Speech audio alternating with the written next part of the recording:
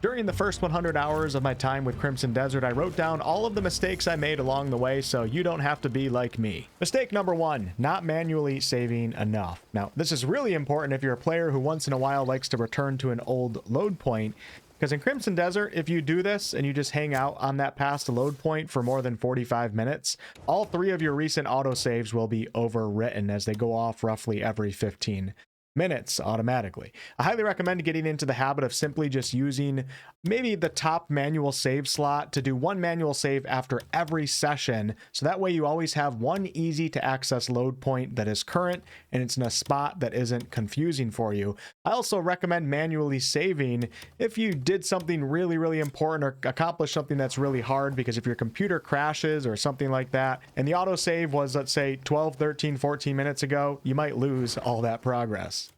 Mistake number 2 is putting off the first few chapters of the main story for too long.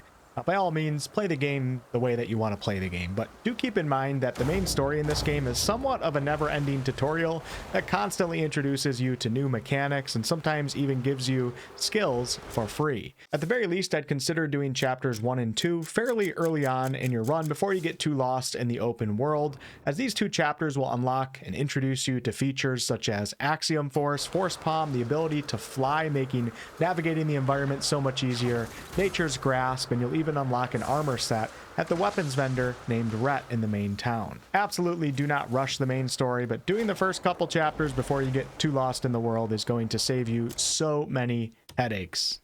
Mistake number 3 is going into boss battles or even attempting to liberate large fortresses from bandits without an adequate amount of food on you. So food is very important in this game. It's your primary source of healing. And I wasted so much time fighting bosses over and over again, and even huge bandit camps, because I was just too lazy to spend 5 to 10 minutes preparing food. In Crimson Desert, when you die, unless you use a Palmer pill to resurrect, you don't actually lose the food that you cooked. You'll spawn back in with that food so that you can attempt the encounter prepared once again. This will save you a lot of time. Don't be stubborn like I was. Mistake number 5 is carrying bounties or livestock, etc. on foot to your faraway destination. So in Crimson Desert, sometimes you have to traverse large distances while carrying big things. Well, you can actually ride your horse with people and also some creatures on your back. And you can even stow bounties on your horse, allowing you to get off and do things until you're ready to ride again. Mistake number 6 is forgetting about the Abyss. So the game doesn't really remind you that much, unless you're just really pushing on with the main story, that there's an entire sky realm above your head. Every once in a while, consider fast traveling up there to a point that you unlocked, and you may find that there's new sections for you to attempt to solve in your work to recreate the sky bridge. I forgot about the Abyss at the beginning of the game for so long, and when I went back up there, I had about 3 hours of really cool environmental puzzles and navigation content to be experienced, with some nice rewards. And hey, a little side tip here, you can actually use the Abyss as a fast travel point to go up there and then jump down to the ground world, because you may have Abyss locations unlocked over areas of the ground world that you haven't even explored yet. Mistake number 7 is not realizing that your lantern can actually be super helpful when solving puzzles, almost vital. When you hold your lantern up during certain puzzles, it can actually reveal clues and information for you to aid in your puzzle solving journey. For example, aiming your lantern at a power line or conduit reveals if there's energy flowing through it. So if it's blue, it means yes, there's energy flowing. If it's yellow, it means no. And that yellow indicates that there's a problem for you to investigate. This goes for other aspects of puzzles as well. Mistake number 8. Flying over water. So flying in this game, unless you're free falling or just floating, it consumes stamina. And you know what else consumes stamina? Swimming. So if you run out of stamina in the sky, which we all do 99% of the time, and you're over water, well, you'll be meeting Davy Jones for the first time. Number 9 is forgetting about the supply chest. So you remember that chest in the tent right after the prologue of the game? Well, this is not technically a storage chest for you to put items in. It's rather a chest that picks up and stores items that you might miss being able to pick up due to a cutscene in the game, etc. For example, when you liberate a stronghold, there's a million bodies that are dead on the ground, but you end up getting a cutscene and the camp all of a sudden changes factions and the bodies are gone. You'll find that lost loot here in your supply chest, and if you can remember to check on it every once in a while, especially when you go out and liberate bandit camps, you can find some nice loot. Now do note that this chest will be moved to your Greymane camp once you unlock the camp features. Mistake number 10, forgetting to consume your Abyss artifacts or not realizing that you're supposed to do that. So after you complete a challenge in this game, which you do get challenges by obtaining sealed Abyss artifacts that can be found all over the world, you have actually not completed that challenge until you use the now unsealed artifact. So check your inventory from time to time, and any Abyss artifacts that have this glow to them, make sure to click on them and basically consume them in a way. There was one point in the game where I had like 5 or 6 artifacts just waiting to be consumed, and these are all skill points that I just wasn't utilizing. Mistake number 11, not mining resources at least once when you see them, even if you're not farming at that time. This bloodstone vein, for example, at this point in the game, bloodstone is harder for my character to find, and it is an important resource for upgrades. So passing this vein by and not mining it at least once, just because, you know, maybe I'm not in a farming mood or an upgrading type of mood, this would still be a mistake, because mining it just once will reveal a bloodstone icon on the map, and therefore in the future, I'll know where to return to if I need some bloodstone, not only just the general area, but this particular vein will actually respawn bloodstone over time. Mistake number 12 is spamming the dodge button to roll like you're playing a Souls game. Doesn't work like that in Crimson Desert. So to dodge, you have to press it once and kind of wait a moment. Your character will do a mini sidestep into a roll. When you spam it, you just end up doing sidestep after sidestep after sidestep. I'm getting a little bit of a tongue twister here. Which, when facing off against many of the bosses in this game, it's just not enough distance to avoid some of the attacks. So calm down, press it once, and let the dodge happen. Once you get out of that habit of spamming dodge, I was in this for a very long time, the game gets much easier. And while on this topic, don't be afraid to parry. Some of these bosses are very weak to parry. It will open up vulnerabilities and make your life easier. Mistake number 13 is not fully understanding the light reflection skill. So for much of the game, I was only doing the first step of the light reflection skill, which is hold down right bumper and left bumper at the same time on controller. This does work good in finding artifacts and fast travel points, but it doesn't work when you want to burn something or really cause a stagger on an opponent. To use this ability correctly, go into the light reflection mode, and while keeping your right finger on the right bumper, lift up your left finger off of the left bumper and simply press it back down. Whatever it is on mouse and keyboard, it's probably something similar. You got to keep one finger down and lift the other one up and then press it back down. Mistake number 14 is not realizing that you can actually sort your inventory. Took me a little while to notice this. It makes it much easier when trying to find certain things. And on top of that, there's a group inventory feature. If you think your inventory is way too cluttered, consider grouping certain items together. For example, if I group meat together, it'll put all the meat and cooking things like fish and all that into a little side inventory slot. So in my regular inventory, all you see is one icon and not a bunch of different icons. This does not save inventory space though, so you're not actually reducing the amount that you have in your inventory, but it does help with visual clutter. Mistake number 15 continues on with the inventory, because we all make mistakes in the inventory menu. And I wanted to talk about using coin pouches, as some of you might be using them one by one. I did this for a little bit. Well, if you hold down the button when you're going to use a coin pouch, the option should actually pop up to use them all at one time, saving you a lot of time and just annoyance. On the same topic, when you sell items to a vendor, let's say that you have 150 arrows in total, and this is one stack of 100 and the other stack is 50. If you're looking to just sell one stack because you want to clean up your inventory a little bit and you don't need that much, do not click max, because it will sell both stacks. It will sell the total that you have of arrows in your inventory.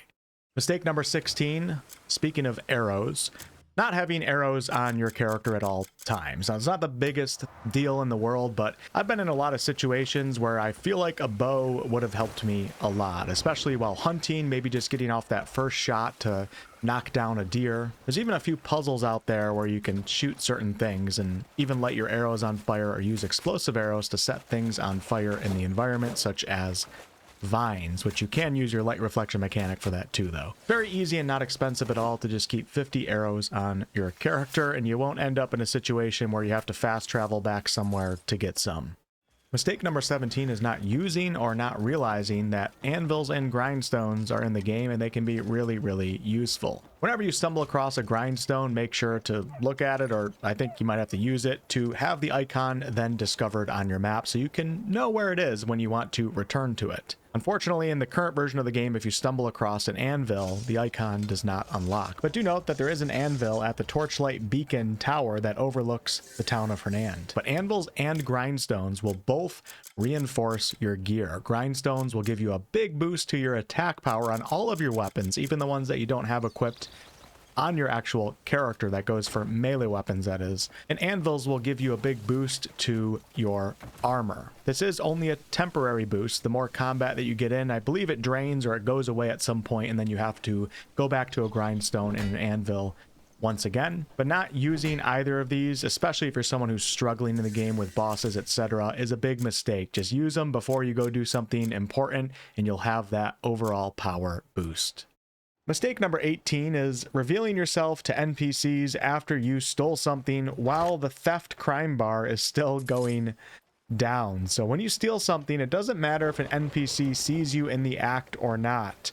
What matters in this game is if they see you while your theft bar is still active. So if you steal inside a house and the theft bar is going down, but then you leave the house and go outside and a random NPC just sees you, they are going to start flailing around and letting others know, including the guards. Mistake number 19 is hanging on to recipes and other paper items that you've already used or inspected.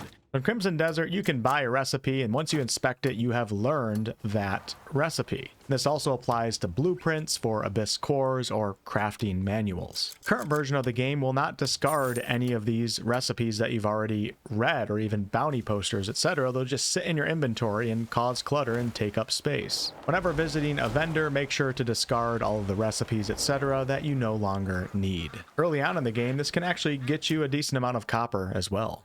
And mistake number 20 is not giving your character the time that it needs to settle into certain animations so that button prompts will actually work. This can be a little bit frustrating at first. So in Crimson Desert, your character feels a little heavy, and when you move around, he kind of keeps moving even when you want him to stop a little bit. If you're too far off to the side from speaking to a vendor, you won't actually be able to speak to the vendor. The engage button will be grayed out. And a great example of this is when you're climbing a house or a building.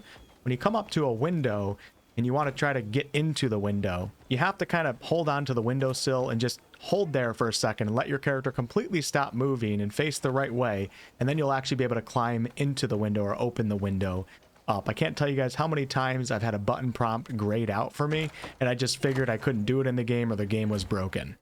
And mistake number 21 is don't buy the Axiom Force upgrades or the flight upgrades until you have at least 200 stamina. For some reason, in the current version of this game, it lets you purchase those skills and obtain them, but because you don't have the required stamina, you can't actually use them until you invest enough into stamina. You can actually buy Swift Flight, but you're not going to have enough stamina for it to even be fun using. And actually, mistake number 22 would be not focusing on stamina as the first skill or node that you invest into. I would say minimum 200 stamina before you get into any skills at all. It will make your life so much easier and you'll feel so much better in the game. If you go all out on other skills or even health and spirit, you're just going to feel so clunky. You're not going to have any energy to move around the map or climb things or even do some heavy stamina type attacks.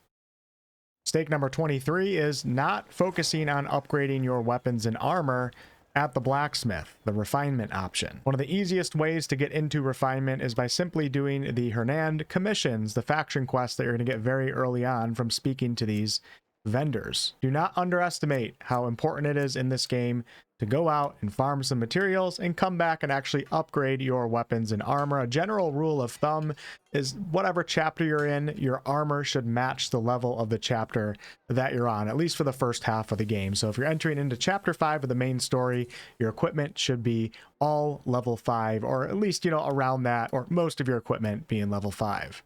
Mistake number 24 is not utilizing your rings and amulets, and there's even some other slots that you can fill out on your character. I went through several hours, not realizing I had a ring in my inventory that I could have put on my character, and a lot of the rings and amulets in this game do have attack values and defense values, and you can also level them up at the blacksmith, just like you would do with your weapons and your armor.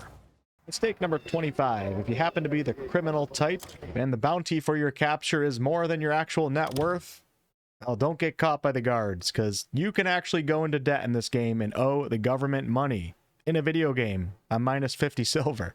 And the bonus final mistake of this video is rushing the game. Crimson Desert has a lot in it. It takes a long time to get used to some of the controls. It takes a long time to understand all of the different systems because they just keep coming. It takes a long time to remember the skills that you have. And if you were to actually explore all of the regions fully, you're probably looking at about 400 hours of game time. I'm not saying you got to play this game for 400 hours, but if you rush through things, if you're trying to get through things quickly, you're going to hit difficulty curves.